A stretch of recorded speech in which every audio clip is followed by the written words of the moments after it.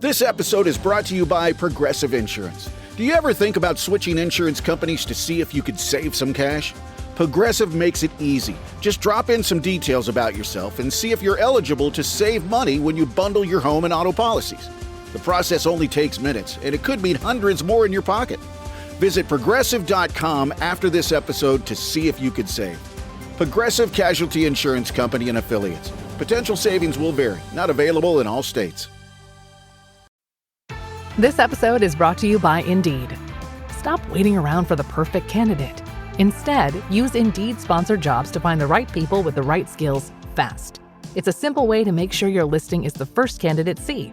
According to Indeed data, sponsored jobs have 4 times more applicants than non-sponsored jobs. So go build your dream team today with Indeed. Get a $75 sponsored job credit at Indeed.com/podcast. Terms and conditions apply. What a filthy job. Could be worse. How? Could be raining.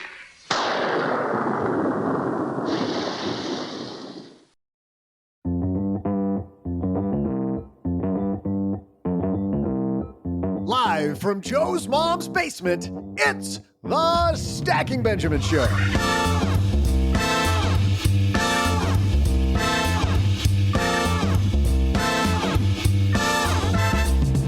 I'm Joe's mom's neighbor, Doug, and how's your retirement plan coming along? Looking for a succinct step-by-step approach? We'll outline 5 steps to a better plan on today's show featuring CFP Jeremy Keil. And in our headline segment, as Mom says, the future is now. Money management is a-changing as Rowe Price and Goldman Sachs join forces to Goldman market Sachs? more.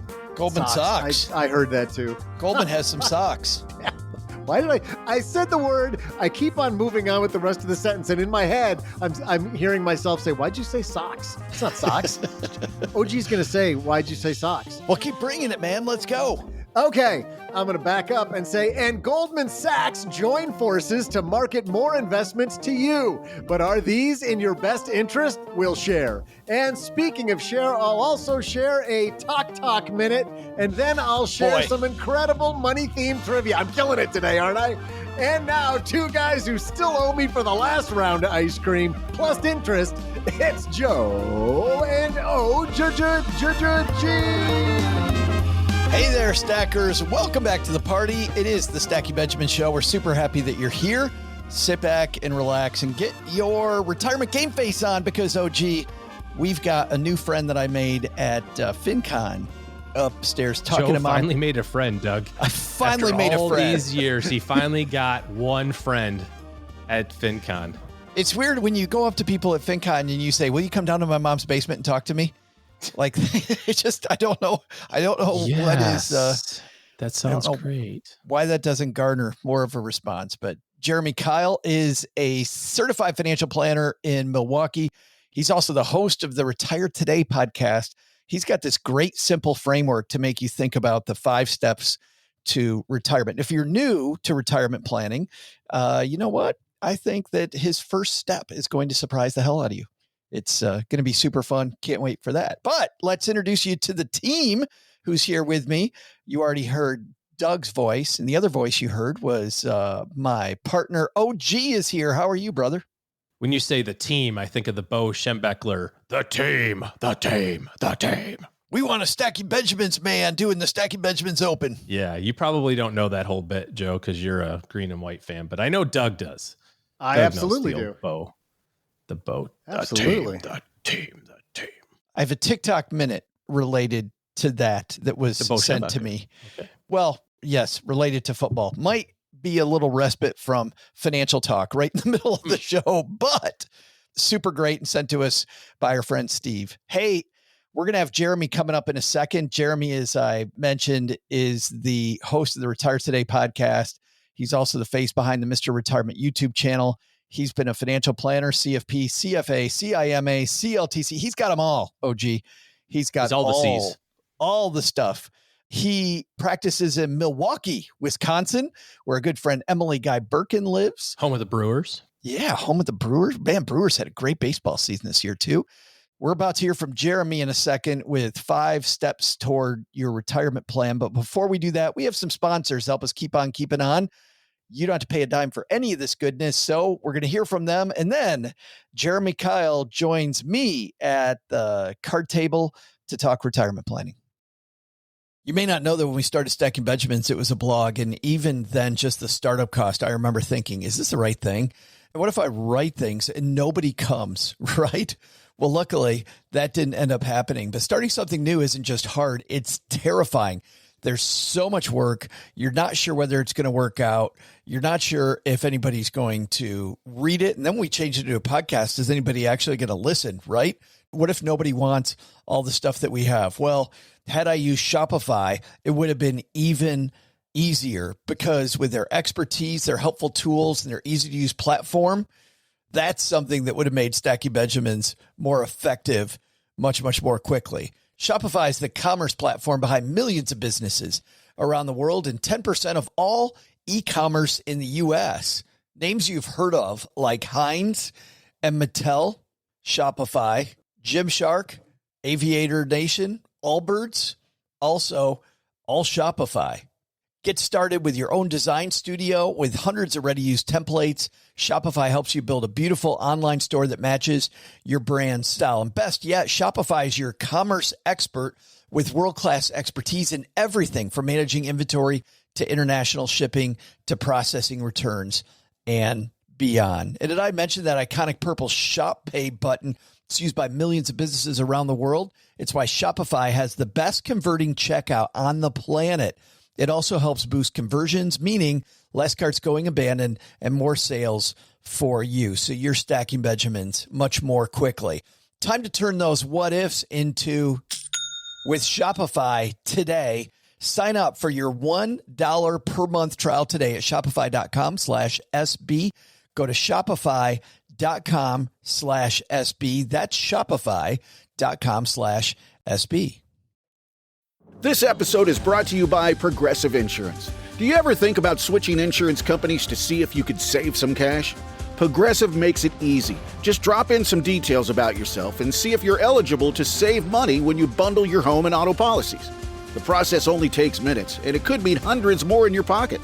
Visit Progressive.com after this episode to see if you could save. Progressive Casualty Insurance Company and Affiliates. Potential savings will vary. Not available in all states.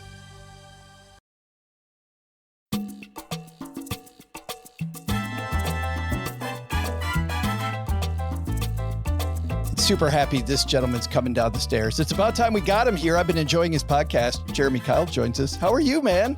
Doing all right, Joe. How you doing? I'm doing great. And it was so good to see you recently in Portland, Oregon. I'm like, I know that guy. And like, I went up to you. I'm like, I've been loving your show lately, man. Yeah, I appreciate it. And you're telling me that one of your favorite episodes, you're listening to it in the shower. So I'm glad it's not a two-way media. My ability to make nice to meet you awkward, Jeremy, is phenomenal. Like, I'm very good at it. I'll never forget it. And now the rest of us won't forget it either. I'm sure all of our stackers are glad they heard that part. You know, I want to start off with this current project of yours, not the podcast, but this idea of Retire Today, which is the name of your new book. And certainly, stackers, we're not going to sell you on Jeremy's book, but I do want to use it as a backbone for our discussion. If somebody's listening to this and they're 35 years old, I've known your work for a long time, Jeremy.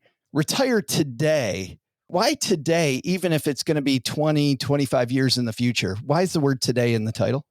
Yeah, well, I say retire today because it's all about taking control of your retirement today. And if you start early, 6 a.m., you might be able to clock out at 5 p.m. and be done with it if you follow the steps. But most people, I'm guessing, it's all about let's just take control of our retirement today. And I share a story in the book of someone who came in just completely flustered. They just took a job paying them $20,000 a year more because they felt like they had to. They had to take this job that they hated so they can make their retirement work down the road. I walked her through the steps that you take to control your retirement. And she ended up quitting the job, kept on working for 3 more years because she loved what she was doing with her normal job.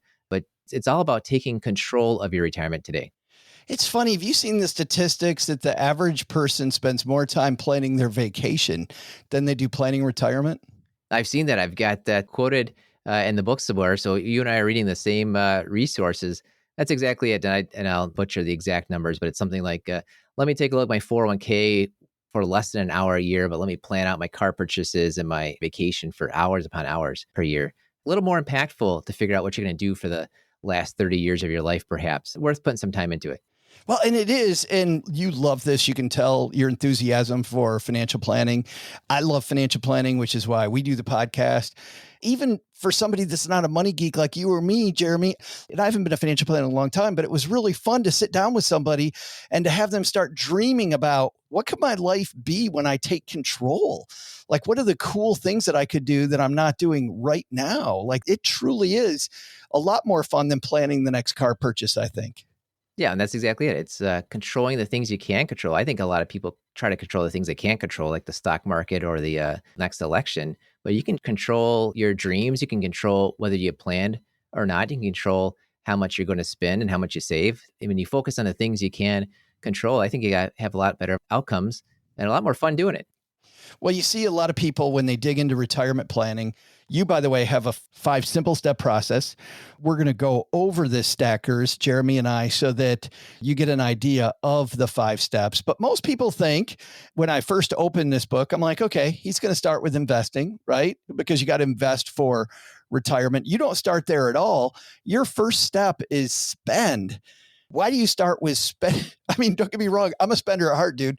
Why do you start with spending money and not investing money? Well, you got to figure out what you're solving for. I'm kind of a math geek. I'm an Excel spreadsheet geek. And a lot of times you hit the solve for button. What are you solving for? Are you solving for $1 million?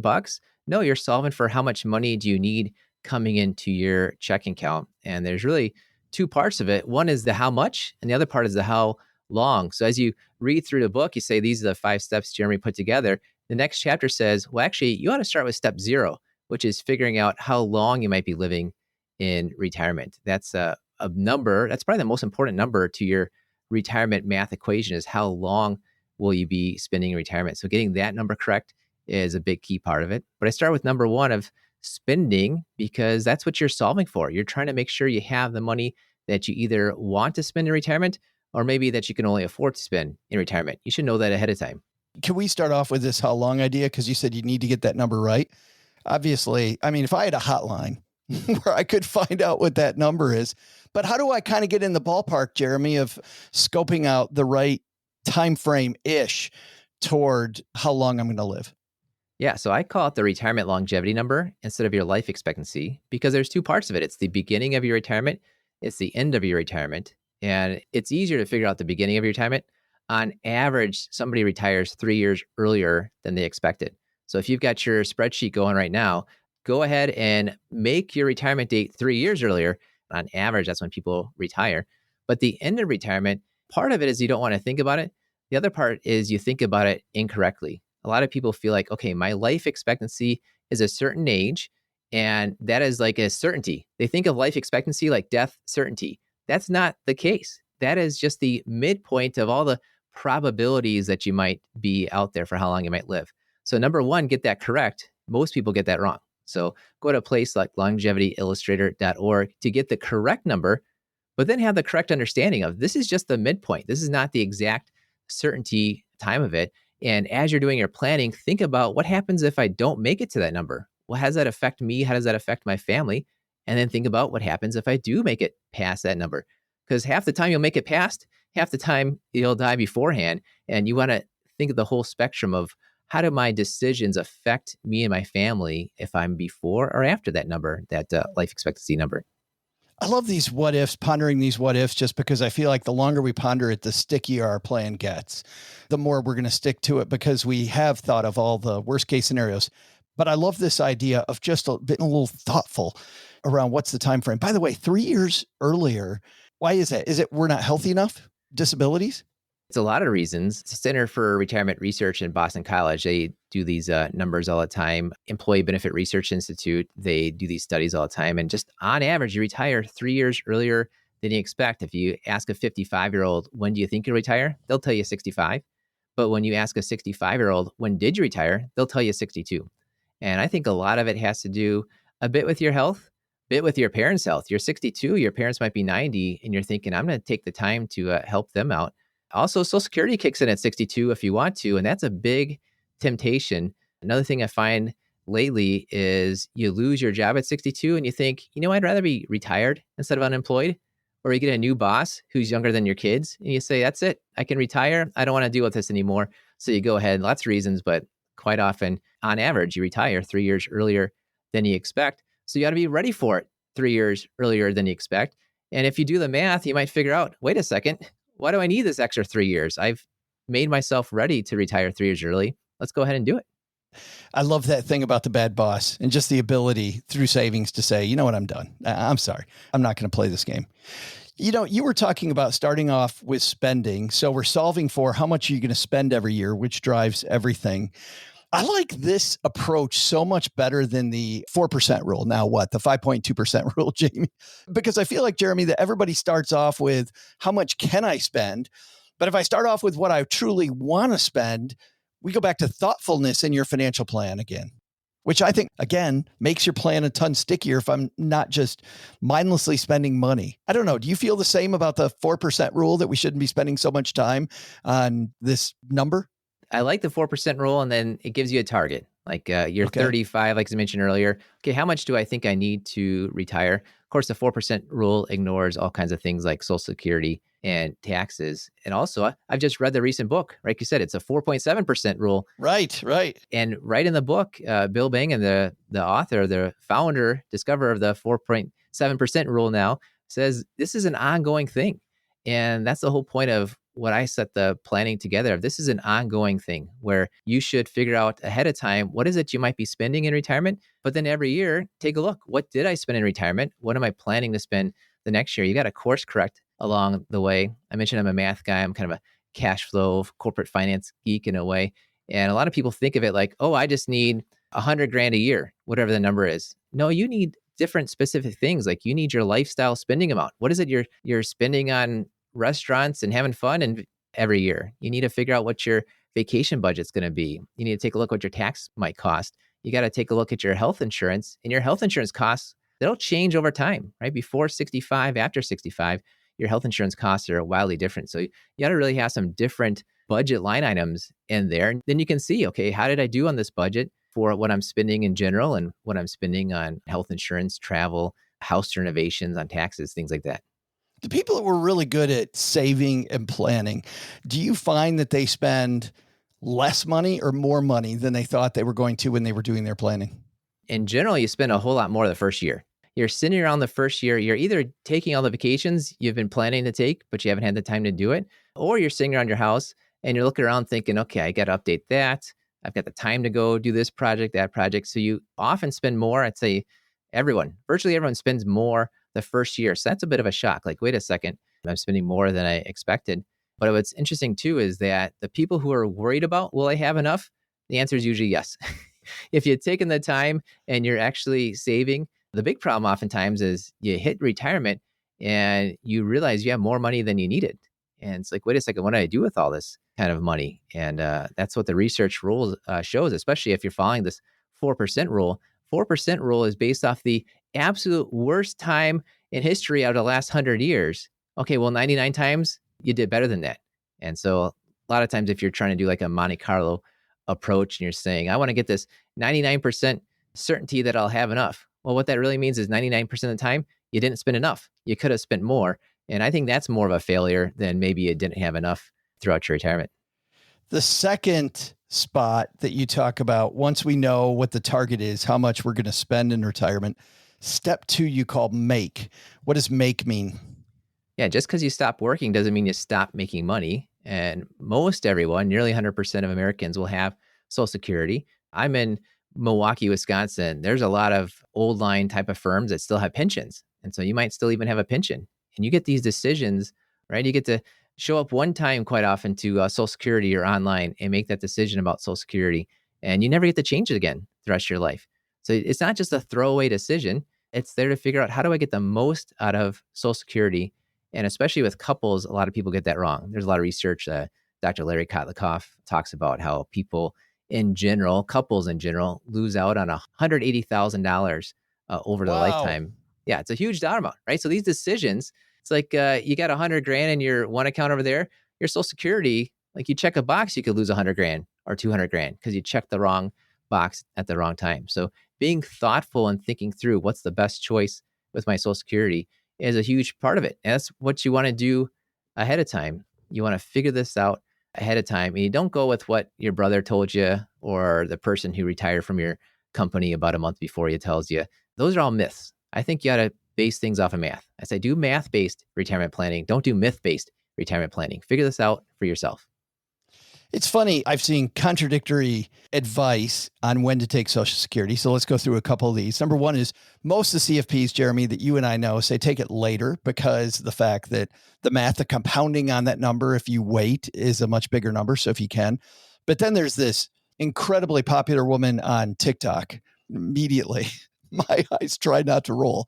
But she says, and I think she makes a good point. She's like, you don't know how long you're going to live. And when you delay, she's like, I say take less and take it at age 62 because then you've got the bird in the hand. You know what you have. And sure, it's a smaller number, but now it's yours and you can pocket it. How do we begin to parse whether we should wait and go with that math-based approach because it's more, or the woman on TikTok approach, a bird in the hand beats nothing later on?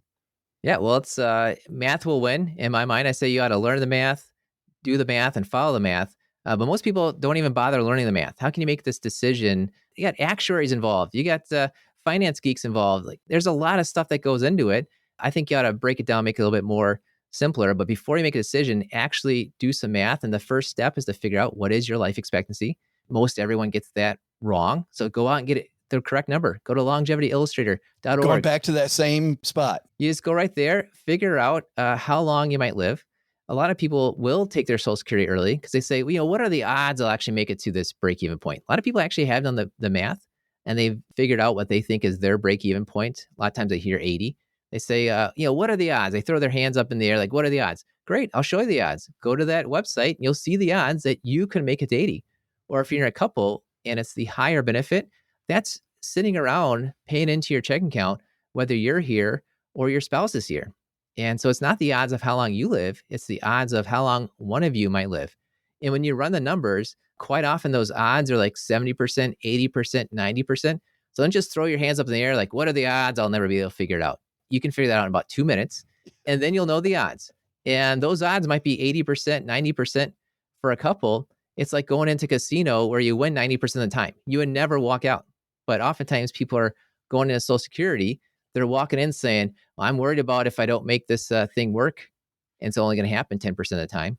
And then they file for Social Security too early. And you might want to file for Social Security, but actually do the math first. Figure out if it's the right thing for you.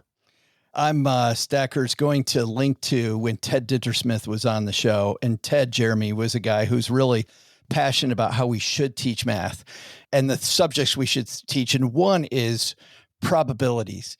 Like there's a bunch of stuff we learn in math that we don't need, but understanding probability better, to your point earlier about what's the math, that we can figure it out fairly quickly with just a couple websites. That's the math around Social Security. You mentioned that in some legacy cities, you're a Milwaukee guy. I'm originally a Detroit guy. Lots of pensions still in Detroit. For somebody that has a pension available and hasn't yet looked into the different pension options they have available, how do I start to parse out what the best pension option might be for me? Yeah, the first step is to actually just get the info. Most people, when they come to me, they say, I figured out my pension. I looked at the info of what if I take it today, or what if I wait 1 year and then take it a year from now? That's not all the info. I've got several clients at some big name firms in Wisconsin where you could retire today at 55 and you could wait to take your pension to age 70. Now, I'm not saying you should wait to take your pension to age 70, but if there's 15 years of options, I'd want you to look at all 15 years of options before you make a decision. And you might go through and say, yep, it's the right choice. I'm taking the pension right here at 55. But quite often you'll see, wait a second, there's some weird things that happen with this pension. If I wait this extra year, I make 10% more. I've seen it where you wait one extra year, you make 16% more, right? That's double what Social Security is going to increase you over 1 year. And until you know the math, you don't know what the best thing is for you to do. So it's not with the pension. A lot of people, I say they make two mistakes. The first is what I just mentioned, where they just think the only options is I quit today and I take it today, or I work 1 more year and I take it immediately. The option is you stop today or whenever you want to stop.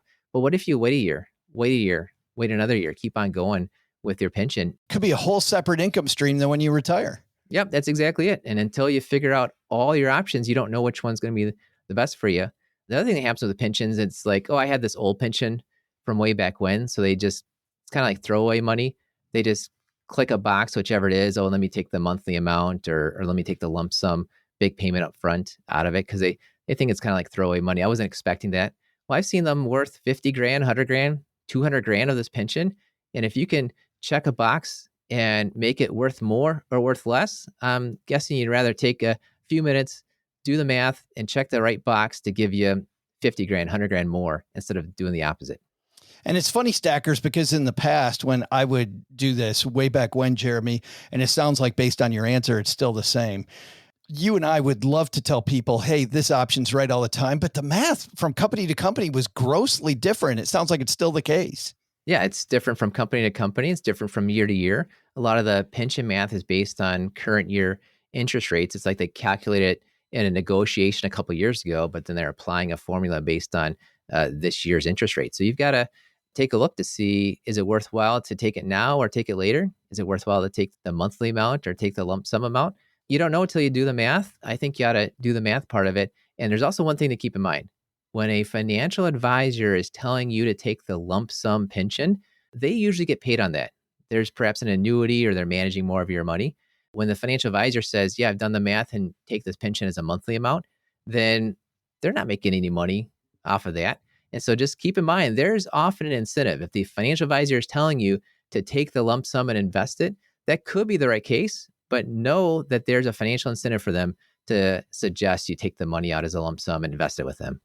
I think a great piece to start with this math, and whether your advisor is just trying to manage more of your money, Jeremy, and is like, hey, bring over the lump sum, that'd be great, is what rate of return do I need to get on that money to equal this monthly payout?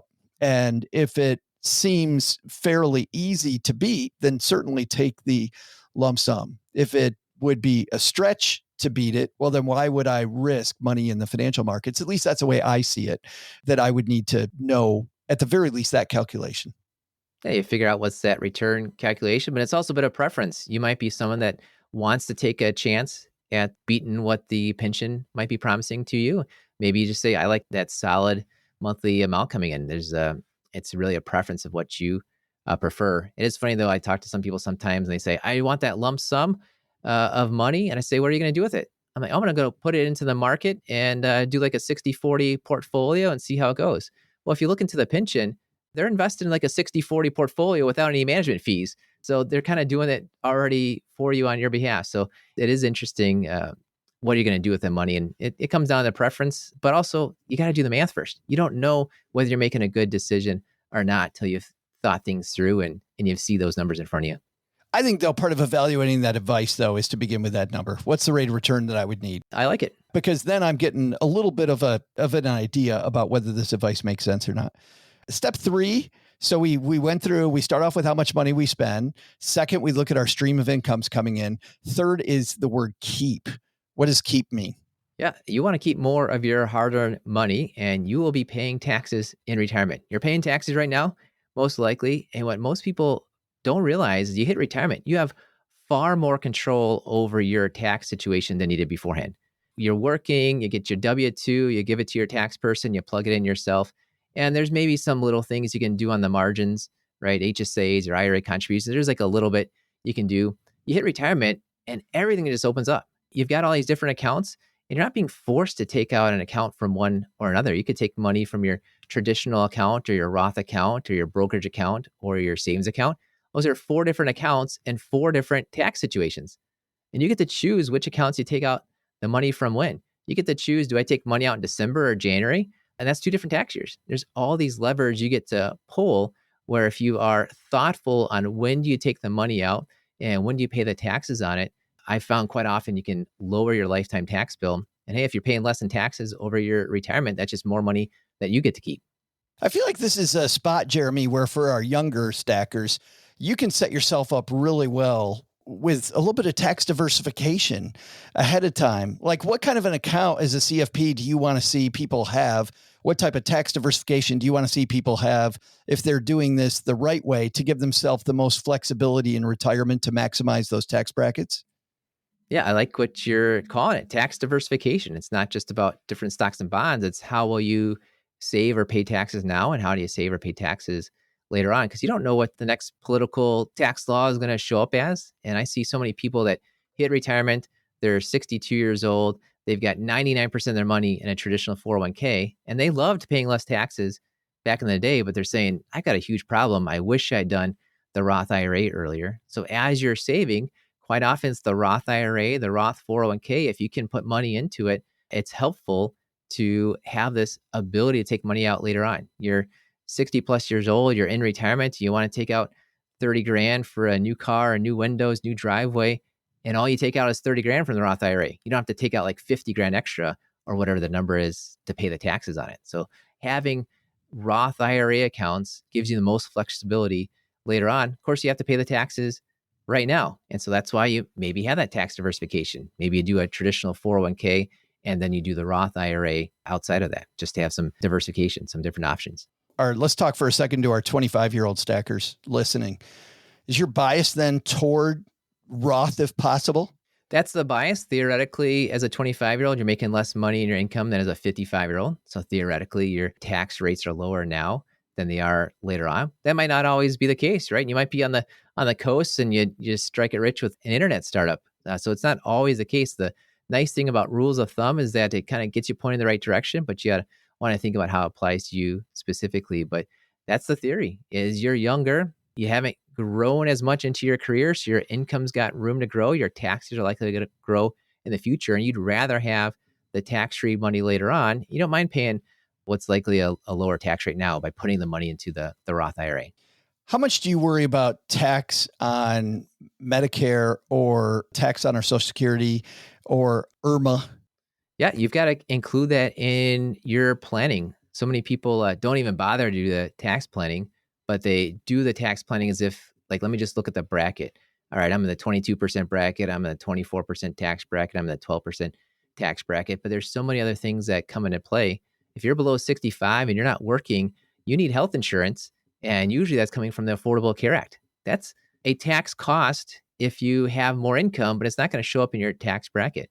And when you're past 65 and you're on Medicare, or you're past 62 or whatever age that you file for Social Security, your decisions on which one of those accounts do I take the money out from will affect how much your Social Security gets taxed. It'll affect whether you pay extra parts of your Medicare costs with that IRMA surcharge, they call it. So you've got to plan it out. And oftentimes you look at it and say, that's not too big of a deal. The Affordable Care Act, though, that is often a big deal, because a lot of times, and we'll see how the tax laws come about right now, but currently at the end of 25, you start into 2026, there is now this Affordable Care Act cliff, which they used to have, where you hop over by $1 and your subsidy went from 15 grand to zero, right? That's the big deal. The IRMA and the Social Securities, you want to know about that. You want to plan for it, but it's kind of a marginal cost. That's a huge cost right away if you didn't think about the Affordable Care Act. So you want to plan these things out. It's not just your tax bracket. There's all these things that come into play, like the Affordable Care Act subsidies and IRMA and Social Security. That's a big cliff. Yeah, it's a big cliff. That's why they call it the cliff. You make a little bit more and you lose a little bit of subsidy. It's natural. Then boom, there goes 15 grand just by making $1 extra. It's funny because we started off with spending and then streams of income and then tax strategy. We haven't talked yet about investments. And I led off by saying, of course, we're going to start with investments. Investing is number 4. Earlier in this project, I want to read everybody just a piece that I like from the book. You write, I remember it like it was yesterday, Monday, March 9th, 2009. I was getting calls all day from worried clients. The stock market had been dropping for the past year and a half. That day, the market wasn't down that much, only 1% at its worst, only 1% that day. Living the dream. I remember those days, by the way. This was the end of my career in financial planning. But it was just another down day in a seemingly endless series of down days. The S&P 500 had dropped 12% over the past 2 weeks. The U.S. stock market was now down a total of 57% since the October 10th, 2007 high point. So you get this call. You've been calling a bunch of people. You've been talking people day after day off cliffs. By the way, I started shaking because I remember these days, reminding people they had a financial plan. But a guy named Gary called you. Can we talk about Gary for a minute, Jeremy? Yeah, Gary's interesting. He's like several people I've talked to over time, but he's the one that just really sticks out to me because a year earlier, he said, I want to retire in a few years. Let's set up my investments. I'm a big fan of this idea called the bucket strategy. Let's have short-term money. Let's have some long-term money. And of course, the market down then, so, spring of 2008, the market's down like 10%, 15%. It was down a little bit. And I said, we like to do income buckets. Let's set up some money for the short term. Let's set up some money for the long term. And he said, that's a great idea, but I'll wait till the market comes back up. Well, a year later, the market didn't come back up. It's down like 40% now, down 50% from the absolute top point. And so he was calling every day saying, I can't let my money drop further. I can't let my money drop further. And I was saying, well, when do you need the money? Well, it's like a year from now. It's down the road. Well, if you don't need the money today, why are you getting out of the market today? And then finally, he just couldn't take it anymore. The market was down. He said, I got to get out, sell everything to cash. And I did. That's his instructions. Sold everything to cash. I tried for weeks to convince him not to. Tried that day to convince him not to. He sold everything to cash. I hung up the phone. I turned to my business partner at the time. I said, this is probably the bottom. Gary threw in the towel. And unfortunately, I was correct. And years later, Gary still had his money in cash. He didn't invest the money back into the market. He didn't even take the money out because he didn't need it. And it's all about, when it comes to investing, knowing when do you need the money and setting things up. If you need money in the short term, use short-term investments. If you need money long-term, use long-term investments. And he was conflating the two like so many people do. They think, I need some money soon, so it's in the long-term stock market type money. Or I need money way down the road, but I can't afford to lose it, so let me put it into the bank. It's all about your time horizons. When do you need the money? That's the first thing you think of with investing. How many times have you heard, yeah, Jeremy, but this time's different? Yeah, and it's too often, unfortunately. I've got a similar story with somebody in COVID where the market's dropping, 5%, 10%, 30% eventually. It's funny and bad that it was exactly the same thing where a different person, he called on that Monday of COVID in late March. He said, I just can't take it anymore. I've got to pull out, move it to cash. And I did, because that's what he instructed me to do after weeks and, trying so long that day to convince him otherwise. And I called another business partner at my time. I said, guess what? This guy pulled out of the market. It's probably the bottom. And the next 3 days, the stock market went up 20%. Fast. Very 3 days, it went up 20%.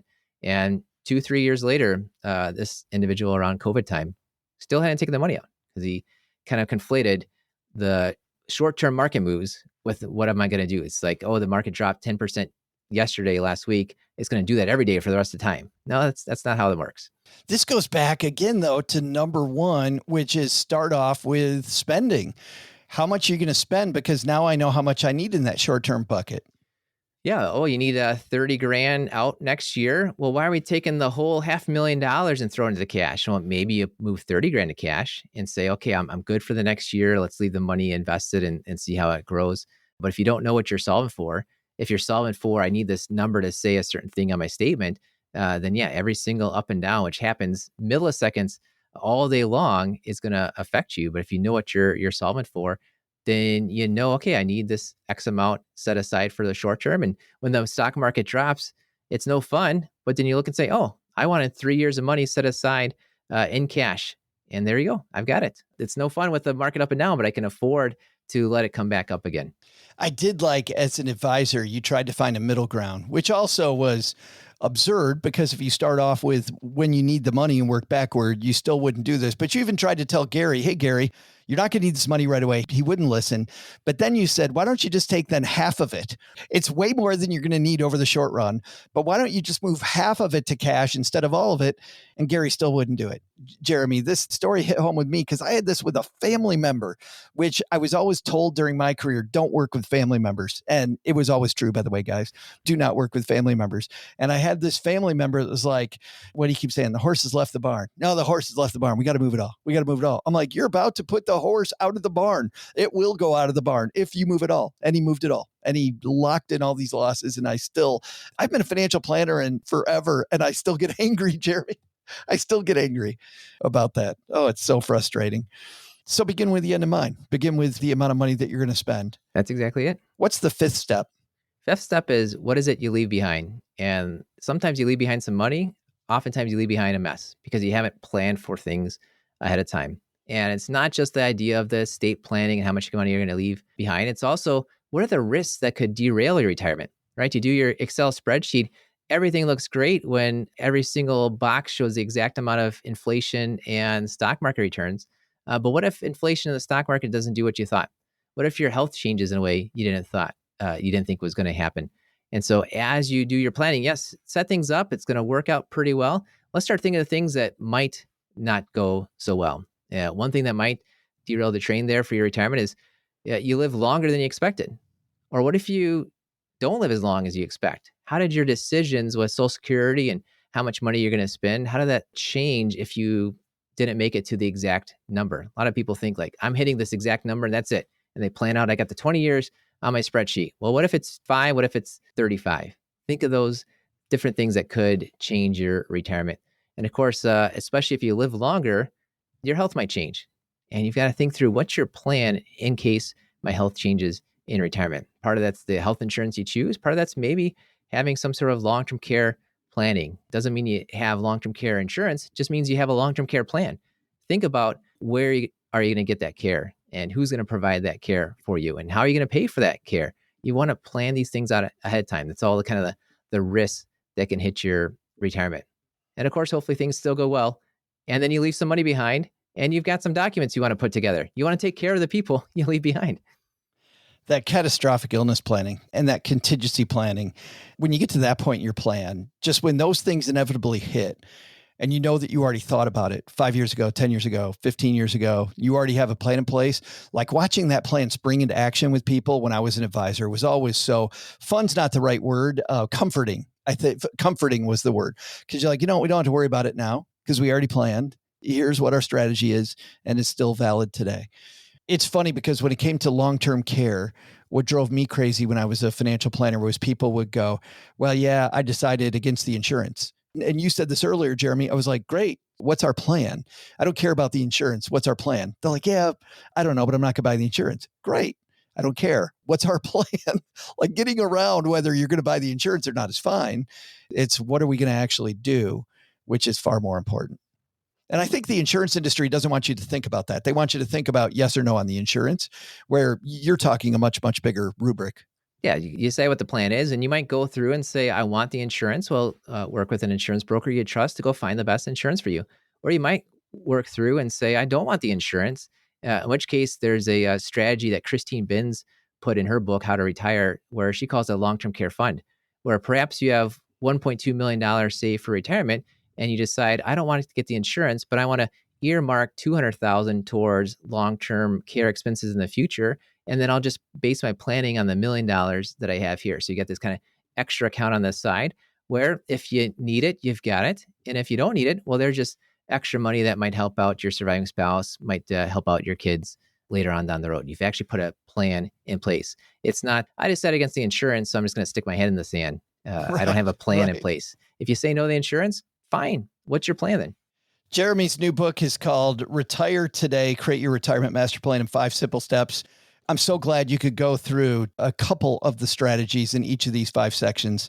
Obviously, the book is 225 pages long. So there's no way that we're going to do them all on our show, but where can people get it, Jeremy?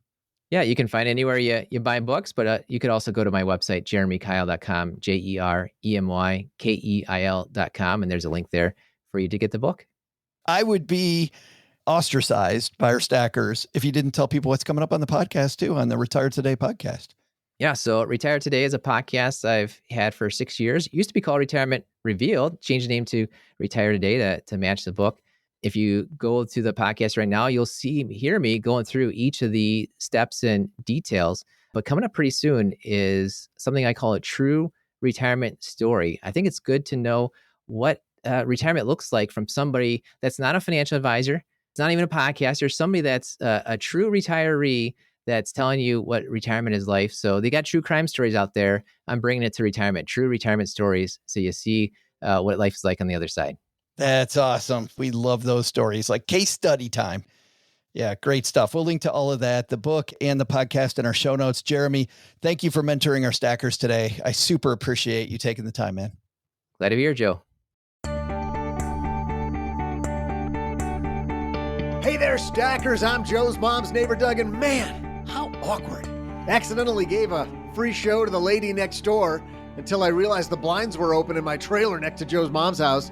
I do believe she got an eyeful because I just got a cryptic note saying she wanted to pay me some money. I know what you're thinking, and no, I'm not creating a spicy little page anytime soon, stackers, although you can listen to my voice and just imagine how... What? Okay, all right, I'll just do the trivia, but they love my voice. These guys have no idea how hard it is being this beautiful. Weird connection coming. Just wait for it. It's coming. Yet another beautiful person, there's more than just me, made history today when her photos appeared au naturel in the very first issue of Playboy way back on today's date in 1953. They were photos she'd taken back a few years earlier when she was a struggling artist. Kind of like I am right now. Hey, maybe I should do this trivia segment a little stripped down, huh? Nope. That'll bring him to the show. Can't see below the desk. You don't know. Maybe I already am. So, who was the one-time struggling actress who appeared in issue number 1 of Playboy? I'll be back right after I find out just how much this neighbor lady will give me if I show off my ankles. I got great ankles, man. More like cankles. What would you do if your online store converted 36% more shoppers? You could take 36% more vacation. Another pina colada? Yes, please. Open a new retail location with 36% more square feet. Fantastic. Hire 36% more help. You're hired and you're hired. Shopify has the world's best converting checkout, up to 36% better than other e-commerce platforms. What you do with those extra sales is up to you. Switch to Shopify today at shopify.com/listen and get a $1 trial. Shopify.com/listen. Did you know Fast Growing Trees is America's largest and most trusted online nursery with thousands of trees and plants and over 2 million happy customers? Whether you're planting fruit trees, adding privacy, brightening things up with flowers, or bringing in houseplants, Fast Growing Trees has it all. Even better, they can help you find options that are right for your climate, your space, and lifestyle. Click Order Grow. Every plant arrives healthy with the Alive and Thrive guarantee straight to your door. So if you're ready to get planting, this is the moment. Right now, they have great deals on spring planting essentials, up to half off on select plants. And listeners to our show get 20% off their first purchase when using the code WWO at checkout. That's an additional 20% off. Better plants and better growing at fastgrowingtrees.com using the code WWO at checkout. Fastgrowingtrees.com, code WWO. Now's the perfect time to plant. Let's grow together. Use WWO to save today. Offer is valid for a limited time. Terms and conditions apply. Go to growingfasttrees.com for details. K-pop Demon Hunters, Haja Boys Breakfast Meal and Huntrix Meal have just dropped at McDonald's. They're calling this a battle for the fans. What do you say to that, Rumi? It's not a battle. So glad the Saja Boys could take breakfast and give our meal the rest of the day. It is an honor to share. No, it's our honor. It is our larger honor. No, really. Stop. You can really feel the respect in this battle. Pick a meal to pick a side. Ba-da-ba-ba-ba. At participating McDonald's while supplies last.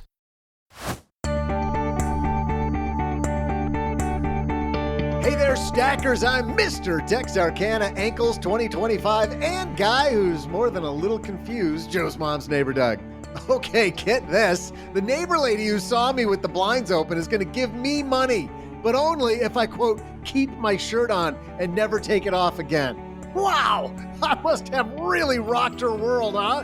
Well, to earn that $5, I just have to wear this shirt for 6 months straight. $5! People are paying for anything these days.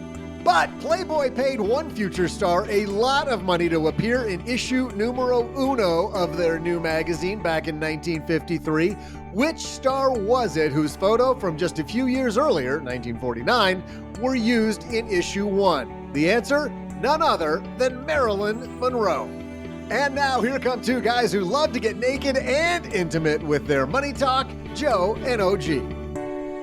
Yes, we do. Let's get down to what's real. And Doug, glad you're going to earn $5. I think for all of us, we're happy to see that shirt stay on. I look great. And so, there are times when clothing is sexier than not clothing. I think that's really what that neighbor was saying. You all the time, right? Every time we see you, we're like, clothing is better than done. It looks good on me, man. Yeah, it is great. thanks to Jeremy for coming down to the basement. And I think, OG, just to shine the spotlight a little longer, hard to invest money when you don't know what you're investing for. Almost goes back to John's call from Monday when he was talking about different financial advisors to manage his money, and they all had different ideas. Mm-hmm. The ideas really come together better if you start with, how much money do I think I'm going to spend? Yeah, we look at that as, there's really 4 different buckets every year that you can put money in. You can pay your income taxes, you can save it, you can spend it on debt, and then you can spend it on everything else. If you just break your spending down into those 4 buckets, it becomes pretty clear to see what the everything else bucket is. And if you still got some debt, coming into retirement, you can add that. But taxes are a function of where the money comes from. So that's the calculation on the back end. A lot of times people look at their gross income and go, well, in retirement, I make 150,000. So I guess in retirement, I need 150,000. It's like, well, you only spend 65. The rest is savings, taxes, and debt payments. So having a clear understanding of what your budget is going in makes everything else flow from there. Yeah, the more you know when I'm going to spend $1, the easier it is to invest for that dollar, because much like in a lot of sporting events, the game is not to do the fantastic play. The goal is to just not mess it up. If you're playing golf. Yeah, if you're playing golf, to stay out of the sand trap, stay away from the trees. If you're a football player, to or not if Doug's fumble playing, the ball. stay out of the fairway. Whatever makes you happy. I'm better from the rough. Speaking of sports, especially putting. Speaking of sports, Stacker Steve sent us something, said, hey guys, football season's here. And I know that it doesn't have a lot to do with money, but this has a ton to do with your love, in quotes, of the state of Ohio, which apparently is shared by comedian Greg Warren. A funny story, by the way, Steve, is that I took Cheryl to see Leanne Morgan in Shreveport a few weeks ago, and I was pleasantly surprised when Greg Warren, the guy we're about to hear, was the opening comedian. And I love this guy. So, Steve, I was glad that you sent this. But Greg Warren talking about the state of Ohio. I love the people of Ohio, but like the Buckeye fans, I don't. They're obnoxious. I mean, anytime you're in a room and you say anything about sports, half the people go, OH! See, I-O, see, it takes 2 of these idiots to spell their state.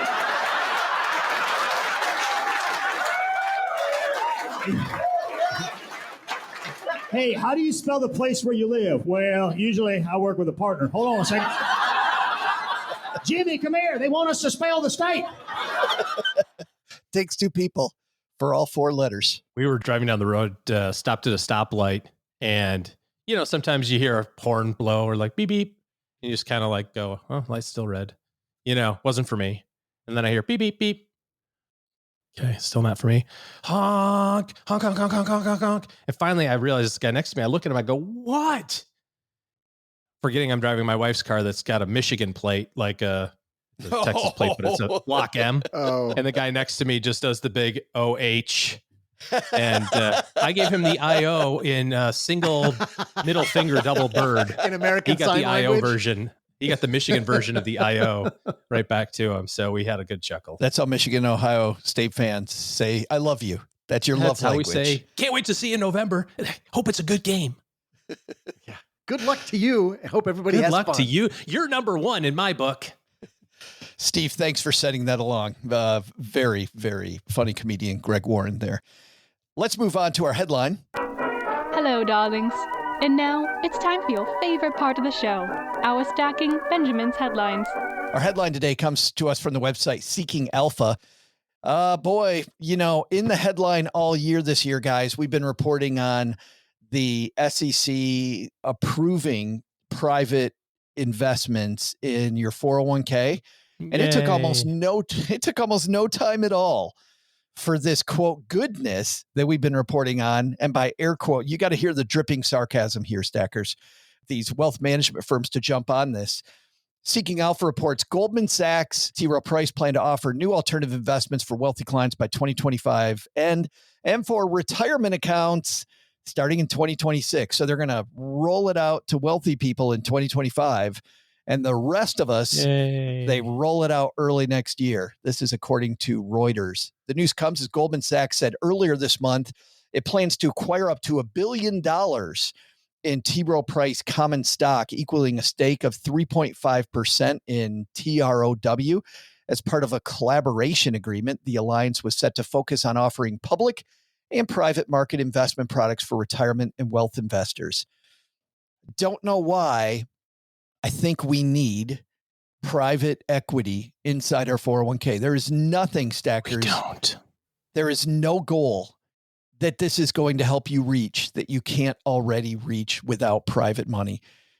Private money is going to put more money into Goldman Sachs' hand. I think you mean Goldman Sachs. I mean, there's a time and a place for illiquid investments and for what this goes after, which is smaller micro companies, an aggregate type of deal.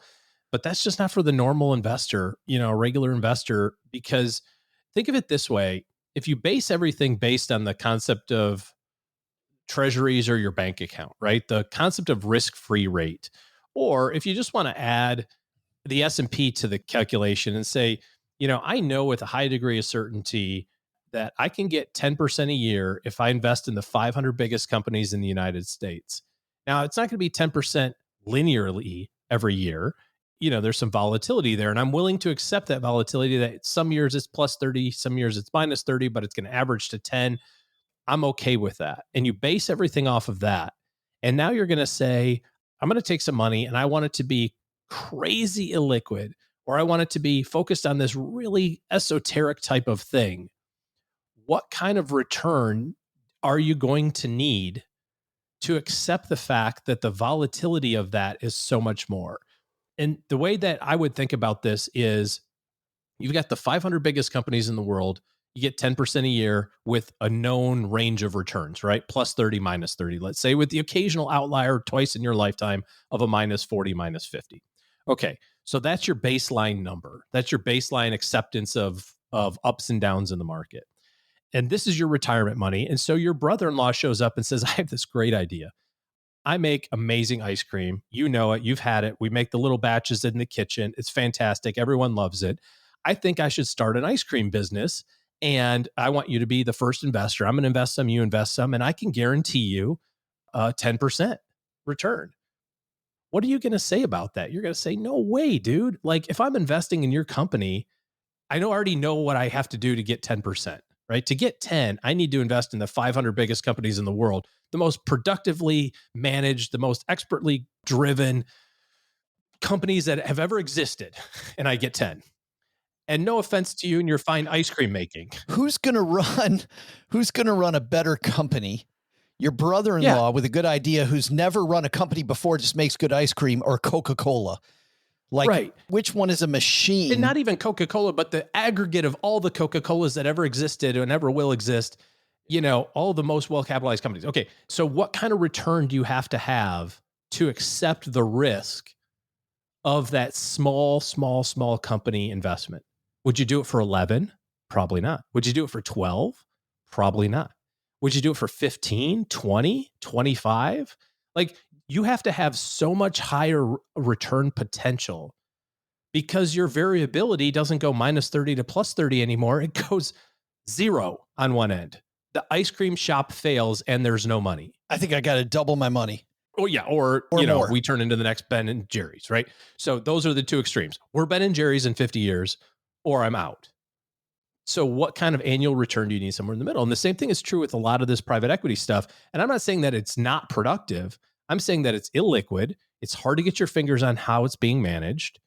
And for some people, this rate of return and volatility is acceptable, but probably not for the vast majority of stackers. Yeah, I've come down, as longtime stackers know, on liking some of these private equity investments, but I think it's fun with your sandbox money. And I think these are compelling stories, but inside your 401k, you've got to disregard the sales pitch. Well, at the very least, look behind the sales pitch. So I'll give you two that in the past I've said that I've liked. I've liked Masterworks in the past. This is where you buy artwork. You're actually buying into an actual painting, and then the value of that painting hopefully goes up while you hold it, and then you sell it. One thing about Masterworks, that when you look past the sales pitch and what they do. So the first thing is the sales pitch. I love that sales pitch. That's great. You know what I don't like about Masterworks, OG, which is why it's a sandbox thing for me and not more than that. Look at how much it costs the people at Masterworks to do their job. The huge amount of money they have to make for them before they make any money for you. And the fact that you're investing in one painting. Now they're good at it, but you're investing in one painting and you're not going to have any liquidity until that painting comes to life. Like, is the juice going to be worth the squeeze? No, I just think it's fun. I think it's fun, which is why it's sandbox money. Acre Trader. We did an episode with the creator of Acre Trader about how he created that company. These people invest in farmland. Again, your money is going into the dirt in the ground. You're not going to get your money back until that sale is complete, which how many years in the future is it going to be until that happens? And imagine in your 401k, the amount of money that it takes to invest in these investments. There's often a very sizable minimum investment to get into these things. You put $25,000 or $35,000, $40,000 of your money into the ground, and it turns out that there's some environmental issue, let's say. Who knows? But when you get specific like that, it can be awful. So I think people are going to be enamored by the sales pitch. And listen, Goldman Sachs and T. Rowe Price, they're fantastic at sales pitch. They're fantastic at getting you to fall in. Oh, it's a painting. Oh, it's the farmers. I mean, imagine how great this will be. This will be fantastic. You got to look at the fees. You have to look at the liquidity event. When will this painting be sold? Will it ever be sold? If they find out something about this painting, what's going to happen? If they find out something about this land. There's so many variables. I just hate this inside your 401k. And I'm going to give you one more here. For the average person's 401k balance, which I think I remember reading is right at 100K. Does that sound right to you? Yeah. Guys, maybe? I think it's just slightly above. Yeah. How much are you seriously going to invest here? 10%? 20? 30? Like, we're talking about a very insignificant total sum. 10 grand, 20 grand, 30 grand for the average person. I get this is not zero. I'm not saying $30,000 not a lot of money. I'm saying that you're going to take 30 grand and hope to do what with it? Make 4,500, make 5,000 at the risk of that 30,000 becoming zero instead of having 3,000 compounded. Like, we're not investing the sums that are like life altering. This isn't Bitcoin 2011. You know, it's like, oh, dude, if I'd have put 30 grand in Bitcoin 2011, I'd be a billionaire. Yeah, okay, I get that. You wouldn't have held it the whole time, but fine. This isn't life-altering returns with the sums of money that we're talking about in your 401k either. You know what I mean? So why do you want to expose 10%, 20%, 30% of your 401k to a potential negative 100% loss, right? Or some profoundly awful result to make 6 grand, to make 8 grand, to make 10 grand? It's just not a big enough number in aggregate to me to move it to make me want to do this stuff. This is the sad thing, OG, is I feel like our stackers, you know, as we communicate with them, we see them around the country. They're in our basement community on Facebook. When I see them, I actually don't think our stackers are going to get caught up in this a lot. But the reason I wanted to do this headline is you're going to see your brother-in-law or your sister-in-law who doesn't know how to do any of this due diligence, who's going to be at the backyard barbecue and is going to tell somebody in our stacker family, oh, you should see what I just did with my 401k. Oh boy. I think it's going to be the people that fall for sales pitches. When you go into a casino, half the people in the casino are people that can't afford to be there. The other half are people that, you know, take their play money. Well, shouldn't be there, but they're taking their play money and they're having a good time. But there is a significant portion of the gambling public that needs the win, that needs to hit blackjack, and those people should not be in these private investments. Yuck. I'll link to this story on our show notes. TLDR, don't do this. Don't do this. And encourage those people that are doing this or are thinking about doing this in the future. Don't do this. Send them our way. Yeah, send them to this segment. We'll slap them around a little bit. Just have them listen, and so they can do some due diligence. StackingBenjamins.com is where you find the show notes. Also, Kevin Bailey dives into topics like this in our newsletter, the 201, which comes out every week. stackingbenjamins.com/201. You know, this isn't the last time, OG, we're doing this headline. This headline is just beginning. This is talk about emerging markets. This is an emerging topic that we've now talked about. I think this is maybe the third time we've talked about it. I think 2026, we're going to all of a sudden have cautionary tales about people that lost a ton of money doing this kind of investing, if you call it investing. All right, let's move on to the back porch. Doug, speaking of community, what's going on in our community, buddy? Well, Joe, there's a lot going on in the community, but I think we need to pause a little bit and talk about something and a friend of the show that I know you were close with and meant a lot to you and meant a lot to our community that we should probably pay some respects to. So let's talk a little bit about the passing of Jonathan Clements. Jonathan Clements was the longtime personal finance columnist at the Wall Street Journal, had a wonderful blog that he ran called The Humble Dollar. And Jonathan had this great way with words that he could take these complex subjects and just go, this is good, this is bad. And I think sometimes the simplest writing is the most difficult.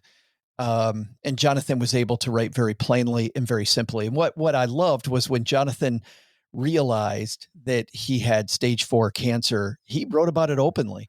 And he talked about the value of estate planning, getting your affairs in order and how important that was. One of my favorite times with Jonathan was one of his appearances on the show. And he talked about the value. You guys know how much I love vacation. Book the vacation way, way, way ahead of time. Don't book it the day before you go. Because a big part of the deliciousness of a vacation is all the dreaming about it beforehand, about how fun it's going to be, about how the experience is going to be. And it's funny. We're taking my mom on a Christmas markets river cruise in December, and mom's never been out of the United States. And I just know she's going to love it. And we booked this thing back in the early spring after I talked to Jonathan for the last time. And all we do, Mom and I and Cheryl, we spend a lot of time talking about how much fun we're going to have. So for me, that's a very personal legacy of Jonathan Clements. He always talked about how this is more than money. And his last appearance on the show, we titled, "What Makes a Life Worth Living?" Which is really what it's all about. Jonathan could talk about what it's all about. So sad to hear the passing of Jonathan Clements.